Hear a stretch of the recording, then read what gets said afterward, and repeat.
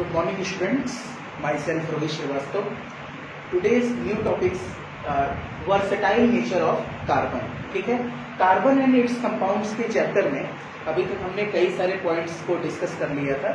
आज हम डिस्कस करेंगे वर्सेटाइल नेचर ऑफ कार्बन की, यानी कार्बन के कितने वर्सेटाइल नेचर होते हैं। इसमें कुछ मेन फीचर्स हैं जिसे हम पढ़ेंगे। फर्स्ट फीचर्स है हमारे सामने कैटाइनेशन, ठीक है ना। What is कैटाइनेशन?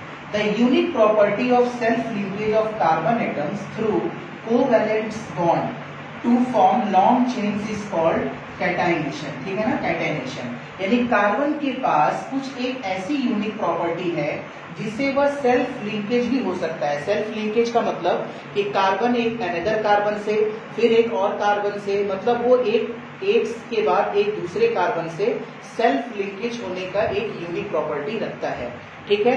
और इसके बाद वो अगर अपने कार्बन से ना होकर तो वो किसी एक मोनोवैलेंट एलिमेंट या एटम से भी लिंक कर सकता है, ठीक है। तो लिंकेज होने के बाद एक लॉन्ग चेन का फॉर्मेशन होता है, ठीक है ना, जिसे हम क्या कहते हैं, कैटाइनेशन, ठीक है। अब ये क्वेश्चन होता है कि व्हाई कैटाइनेशन अकर्स, क्यों कैटाइनेशन होता है? तो it occurs because due to small size. Due to small size का मतलब कि कार्बन की साइज बहुत ही छोटी होती है, जिससे उसे मदद मिलती है एक अनदर कार्बन के साथ लिंक करने में, ठीक है ना। सेकंड प्रॉपर्टी है unique electronic configuration. Unique electronic configuration का मतलब कि कार्बन का एटॉमिक मास होता है 6। अगर हम उस 6 को इलेक्ट्रॉनिक कॉन्फ़िगरेशन यानी इलेक्ट्रॉनों का डिस्ट्रीब्यूशन करें सेल के आधार पर, तो सेल का मतलब KLMN से है। तो फर्स्ट सेल में हमारे पास 2 इलेक्ट्रॉन आएंगे, 2 आएगा। सेकंड में हमारे पास अब 4 बच रहे हैं, तो 4 आएगा, यानी आउटर मोस्ट सेल में 4 इलेक्ट्रॉन आएंगे, ठीक है, जिससे कार्बन की वैलेंसी 4 होती है। और हम इतना जानते हैं कि कार्बन जो है वो ना तो 4 इलेक्ट्रॉन दे सकता है और ना ही 4 इलेक्ट्रॉन ले सकता है, जिससे वो ऑक्टेट को अपने कंप्लीट कर सके। इसलिए वह कोवैलेंट बॉन्ड का फॉर्मेशन करता है, यानी इलेक्ट्रॉनों का म्यूचुअल शेयरिंग करता है, जिससे वह स्टेबल मॉलिक्यूल बना सकते हैं और स्टेबल हो सकते हैं, ठीक है। थर्ड पॉइंट हमारे पास क्या था? Greater strength of carbon atoms, यानी कार्बन एटम की स्ट्रेंथ जो होती है बहुत ही अच्छी होती है, जिससे वह आसानी से बॉन्ड कर सकता है, मतलब बॉन्डेड रह सकता है एक अनदर कार्बन एटम के साथ, ठीक है। और इसीलिए वो कैटाइनेशन की प्रॉपर्टी को शो करते हैं।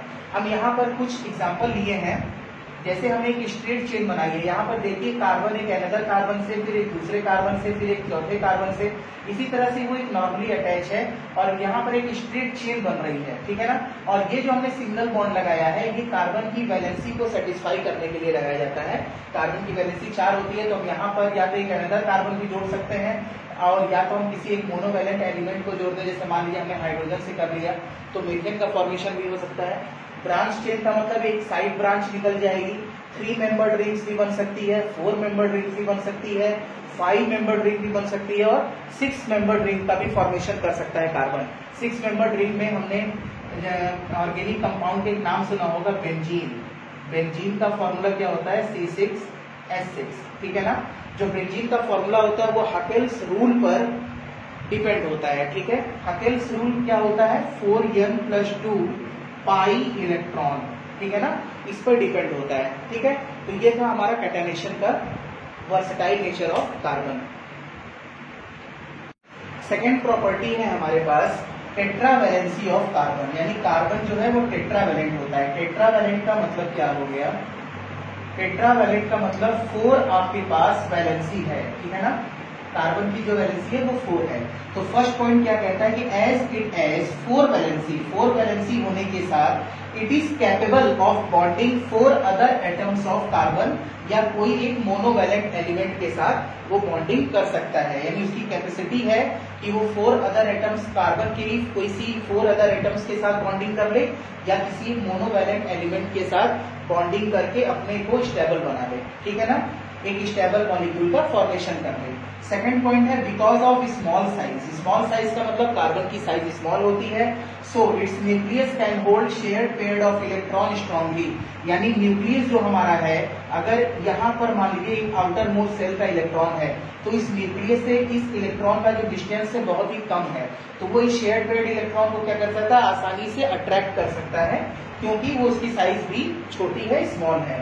Third point, so the bond form with hydrogen, oxygen, nitrogen, sulphur, chlorine, यानी वो बॉन्ड फॉर्मेशन कर सकता है हाइड्रोजन के साथ, तो हाइड्रोजन के साथ करके हो सकता है मीथेन बना ले, ऑक्सीजन के साथ CO2 बना ले, नाइट्रोजन के साथ साइनाइड का फॉर्मेशन कर ले, सल्फर के साथ CS2 कार्बन डाइसल्फाइड का फॉर्मेशन कर ले, क्लोरीन के साथ कार्बन टेट्राक्लोराइड का फॉर्मेशन कर ले, तो ये स्ट्रांगली इनके साथ बॉन्डेड हो सकता है, और this increases the number of carbon compound, इस तरह से number of carbon compound increase करता है। Okay, third versatile nature of carbon है हमारे पास, tendency to form multiple bond, यानी कार्बन की जो टेंडेंसी होती है वो मल्टीपल बॉन्ड का भी फॉर्मेशन कर सकता है। मल्टीपल बॉन्ड का मतलब क्या है कि double bond and triple bond, 4 bond का फॉर्मेशन नहीं करेगा, क्योंकि कार्बन की वैलेंसी 4 होती है, इस तरह से वो अनस्टेबल हो जाएगा।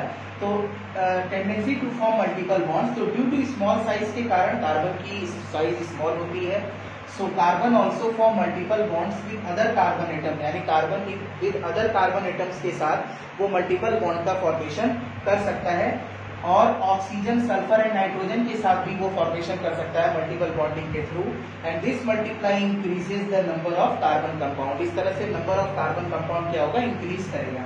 एग्जाम्पल में हम देख रहे हैं C सिंगल बॉन्ड C, यहाँ पर हमारे पास सिंगल बॉन्ड है, ठीक है ना, हम इस सिंगल बॉन्ड को क्या नाम देते हैं, एल्कीन का, एल्कीन, ठीक है ना। डबल बॉन्ड, यानी डबल बॉन्ड का भी फॉर्मेशन कर सकता है विद अनदर कार्बन एटम के साथ, इसको हम क्या बोलते हैं, एल्कीन, एल्कीन, और ट्रिपल बॉन्ड का भी फॉर्मेशन कर सकता है, इसको हम क्या बोलते हैं, एल्काइन, ठीक है ना। ये एक जनरल हाइड्रोकार्बन का नेम है, organic compound alkane, alkene and alkyne. उसी तरह से कार्बन ऑक्सीजन के साथ भी डबल बॉन्ड का फॉर्मेशन कर सकता है, यानी मल्टीपल बॉन्ड का फॉर्मेशन कर सकता है। मल्टीपल बॉन्ड का मतलब कि एक सिंगल बॉन्ड के बाद एक डबल बॉन्ड आ जाए तो वो मल्टीपल बॉन्ड हो गया। और डबल बॉन्ड और ट्रिपल बॉन्ड को अनसैचुरेटेड बॉन्ड कहते हैं और सिंगल बॉन्ड को सैचुरेटेड बॉन्ड भी बोलते हैं, ठीक है। तो इस तरह से कार्बन के पास टेंडेंसी होती है मल्टीपल बॉन्ड का फॉर्मेशन करने का और किसी एक अनदर कार्बन एटम के साथ जुड़ने की। तो ये हमारे पास 3 वर्सेटाइल नेचर ऑफ कार्बन थे, ठीक है।